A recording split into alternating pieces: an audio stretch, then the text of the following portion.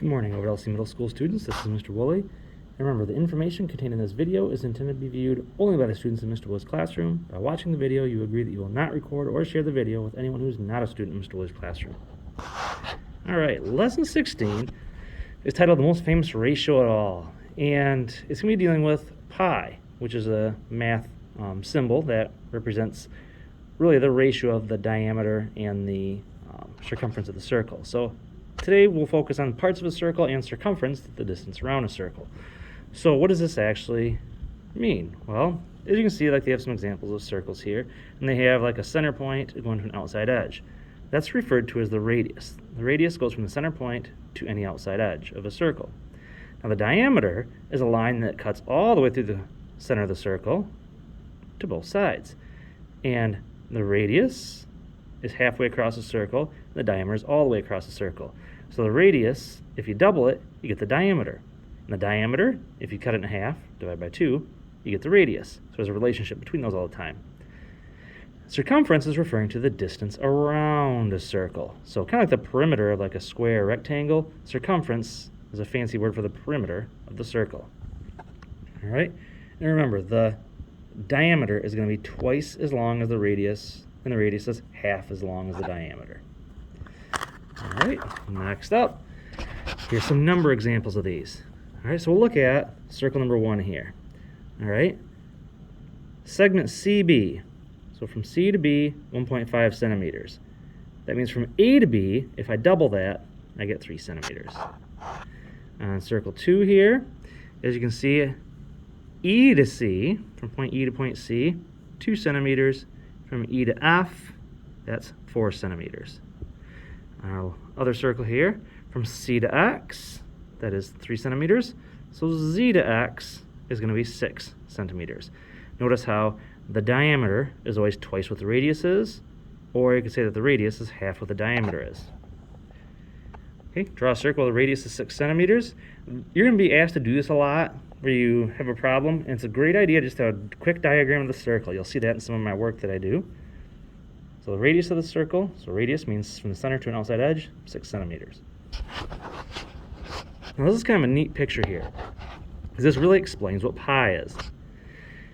They have a circle, all these circles are all identical circles, and you can see there's like a string, a little rope around this circle here, kind of a braided piece of wire or something. And that's the distance around that circle. If you could take that piece, cut it right here, that notches, and you lay it out flat, it'll go through 1, 2, 3, and a little extra diameters. So it goes through 3 full diameters. So that circumference is a little over 3 times this diameter. Now, that's what we call pi. Since the circumference is a little greater than 3 times the diameter, there's a little symbol there, pi is a repeating number that is a little greater than 3. Use the symbol pi to represent this special number. Pi is a non-terminating, which means it doesn't stop as a decimal, non-repeating, so it's not like we have a bar or anything for bar notation, and mathematicians use the symbol pi or approximate representations as more convenient ways to represent pi.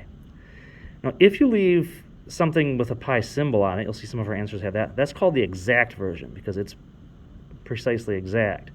Most of the time, you're probably going to use something like 3.14 as an abbreviation for this, a close representation, or sometimes a fraction, 22/7. So 3.14 is the decimal goes on and on and on and on forever. They just shorten it to just 3.14. They stop at the hundredths place to make it a little easier to use. So anyways, if you want an exact measurement, you leave it as pi, or a lot of times we substitute in 3.14 or 22/7 to finish the math problem. And that's important because you're going to do math problems. To find the circumference of a circle, you need to take pi times the diameter. So a lot of times you say C equals pi times d, or a more convenient way a lot of people use is C equals d times pi. Obviously with multiplication you can go either way. So anyways, how is this all going to start playing out? It says the following circles are not drawn to scale, so they're not measured perfectly, but they want us to just find the circumference of what's going on in the picture. And they want us to use 22/7 as an approximation for pi, so they don't use the fraction amount. Now to find circumference, remember it's diameter times the pi. Remember, diameter is all the way across. And you'll make sure that anytime I'm trying to find circumference, I need the diameter all the way across. If they give me the radius, that's okay, I just double it, there's the diameter. But in this case, they actually have the diameter. So the diameter is 21. So if I take 21 times, they said to use 22/7, remember my instructions up there, 21 over 1 times 22/7, put a 1 under it because I need the way they're both fractions. I can cross cancel actually, divide them both by 7 here, I get down to a 1 and a 3, and across the top I get 66, across the bottom I get 1, and 66 over 1 is just 66 centimeters. Another circle, this one's 91 feet across, so I take diameter times pi, well the diameter is 91, or 91 over 1, times 22/7, because I'm still using 22/7 like they told me to. I can cross cancel with a 91 and 7, they're both divisible by 7, so we get down to a 13 and a 1, and get 13 times 22 across the top, and 1 times 1 on the bottom, I get 286 over 1, or what we're just going to call 286 feet. Now, in the last circle, I tried to trick us. Remember how I need to find diameter times pi for the circumference? Well, this is not the diameter, it's the radius. So I need to make sure I took 35 halves and double it, times it by 2, or 2 over 1. And I can cross cancel, divide them both by 2, I get down to 1 and 1, and I get 35 over 1, which is just 35. So technically, the full diameter here is going to be 35. What I do is take 35, or 35 over 1, times 22/7. Once again, I can cross cancel here, and I get down to 5 and a 1. So 5 times 22 gives me 110 over 1, which is just 110 meters. All right, next up, it says the radius of a paper plate is 11.7 centimeters. Find the circumference to the nearest tenth. Use 3.14 as an approximation for pi. This is a little quicker for you guys because you're going to use your calculators or your Chromebooks. It's a lot easier using 3.14 because your calculators can fly through these problems. All right, so here's what I did. Remember way back here, and I said it's important to be able to draw a quick picture? Here you go. The radius is 11.7. That means that the radius is only halfway across. I need to double it and get the diameter, which is 23.4. So that's an important step for a lot of problems for you guys. Because the formula needs diameter, so don't get tricked. If they don't give you a picture of it, draw your own little picture. That way you can figure out what you need. So diameter times pi, so 23.4 times 3.14, and 73.476. Now I did say to round this one to the nearest tenth, so here's my 4, check my 7, it's big enough to bump that up to a 5, so 73.5 centimeters. Next up, same problem. Radius of the paper plate's 11.7, so I drew my quick picture, and of course we already know the diameter is going to be 23.4. But this time I want to find the circumference to the nearest hundredth. And it says use the pi button on your calculator as an approximation for pi. Now, not all your calculators have these. I know not everybody's has this, but if your calculator did have it, you'd hit 23.4 times, and you hit your pi button, and it gives you this big, long, crazy decimal. Well, you round that to the nearest hundredth, you get 73.51. Now, that was a little different from what they asked me to do last problem, because if you remember our last problem on the previous page, we just used 3.14. And remember, we had 73.476. Now, I rounded it to 73.5, but if I just use the pi button, now it's 73.51. So it's important that you always follow the directions on how you're going to use pi. Well, usually, about 99% of the time, we never use this pi button. So just keep in mind that it's not a good idea to use that, because it throws off your answer a little bit. All right, this one says a circle has a radius of r centimeters. Okay, so there we go.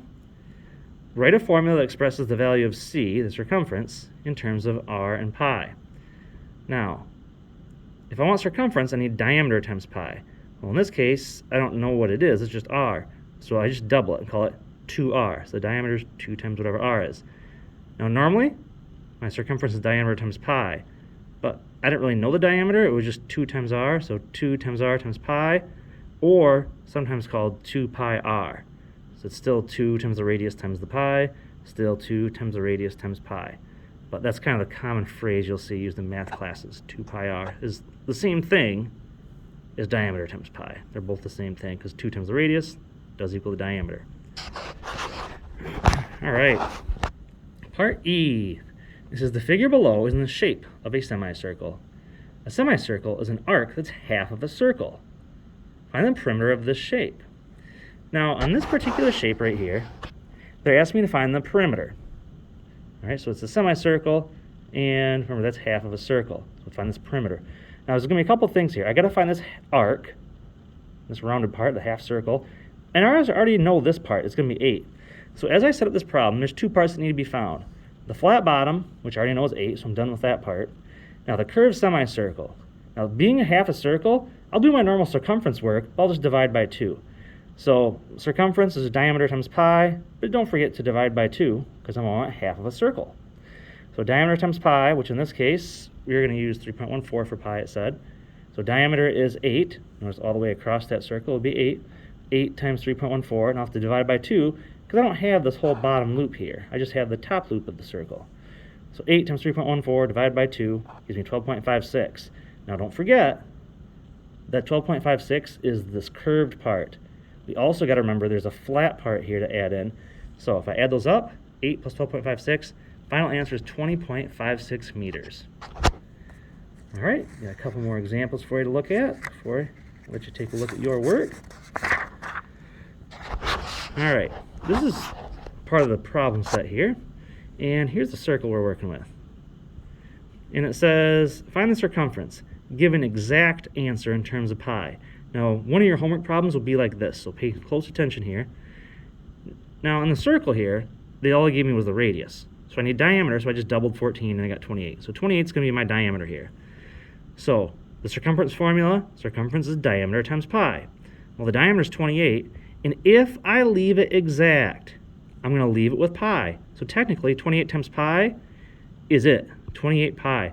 The reason that it's not anything different is because if I'm using 22/7, see how that's just those little squiggly equal signs? It means it's approximately 22/7.